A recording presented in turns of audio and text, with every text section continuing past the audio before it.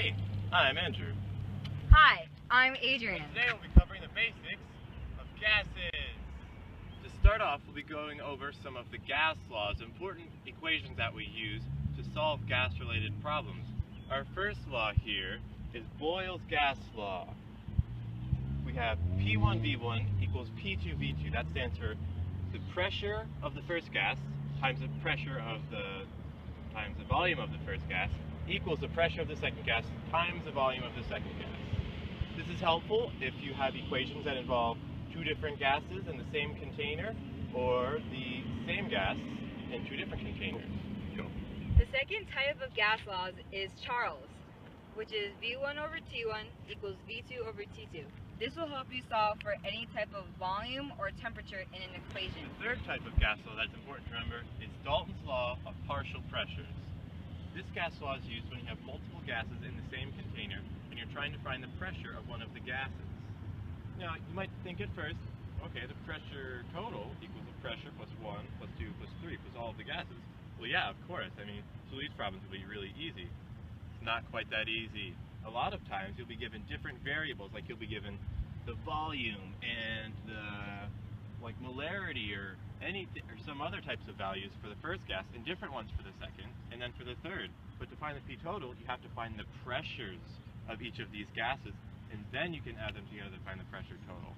Often the pressure total is like a final step, like a little extra problem to a bunch of smaller problems added together. You're not going to like this very much.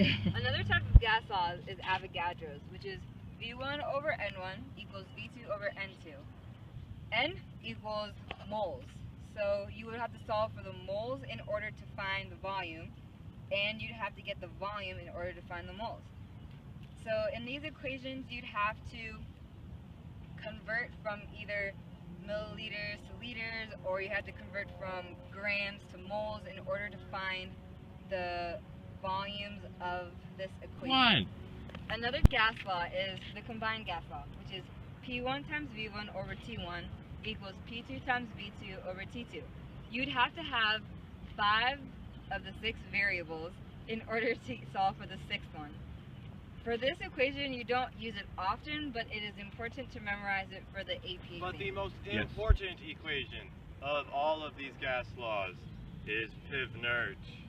Pivnert stands for the pressure times the volume equals the moles times R, which is a constant, times the temperature.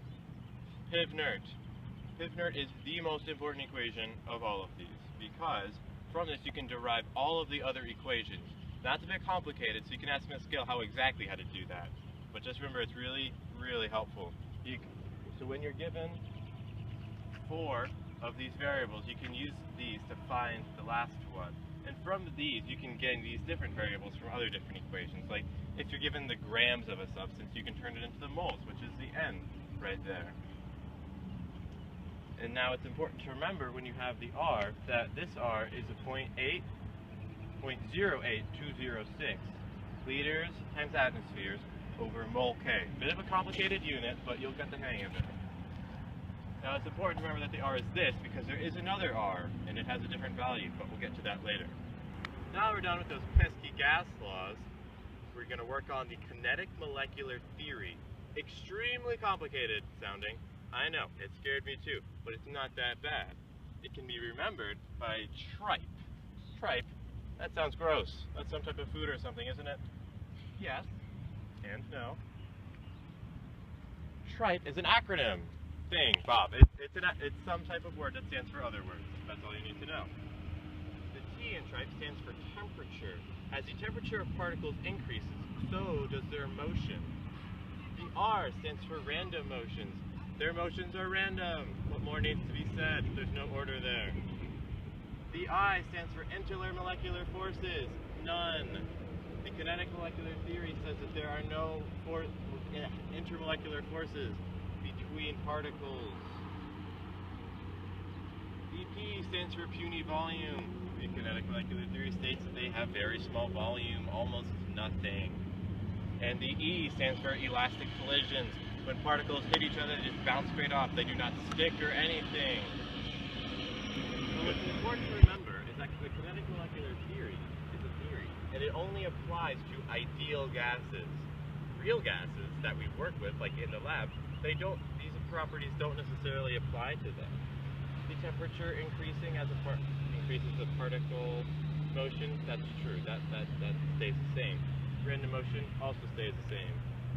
Insular molecular forces, not quite as much. There are a few. Sometimes they do interact somewhat, so that's not entirely as accurate with the real gases. Puny volume, also not as true. They do have, it is a very small volume, but it is something worth calculating. And elastic collisions, also not necessarily true. With real gases, sometimes they do collide and stick together a little bit. Not a lot, but somewhat, so changing it a little bit. But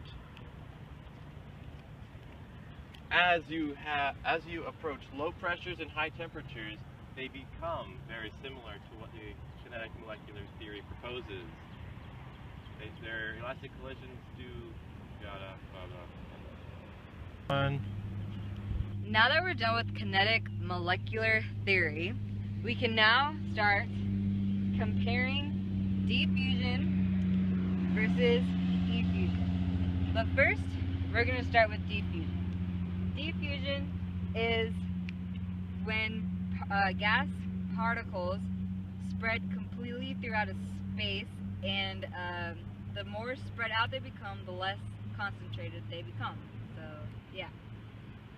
One of Miss Gill's favorite ways to remember this is by making fun of teenage boys just like you. Just like you. Because a lot of us like to use Axe products, you know, the little sprays and stuff. I don't myself because I'm cooler than that. But, as you can see, we have an Axe bottle here. Someone's in the corner and they spray it. And then slowly the gas particles waft over this person like, oh, that smells terrible. But this person will smell it before this person all the way over here. Because gas molecules, they don't just instantly go wherever. They do take time to curve their way around. And that's how diffusion works. Now, because of the strange ways gas molecules interact with each other in the air, it makes it difficult to compute the rates of diffusion and whatnot. So that's one thing you don't have to worry about. The next section we're going to do is effusion. So effusion is sky ground. Effusion is when you poke a hole in a container and you have the gas particles escaping. But when you see here, the bigger the gas molecules are, the less amount of particles will escape from the container. But when you have small and quick moving gas particles, the more amounts of gas particles will escape from the container, causing the volume for this to decrease quicker than with bigger gas particles. I hope you've enjoyed our little intro to gases. If you have any more questions, Miss Gill is an amazing teacher, and she'll be able to help you with any problems you have.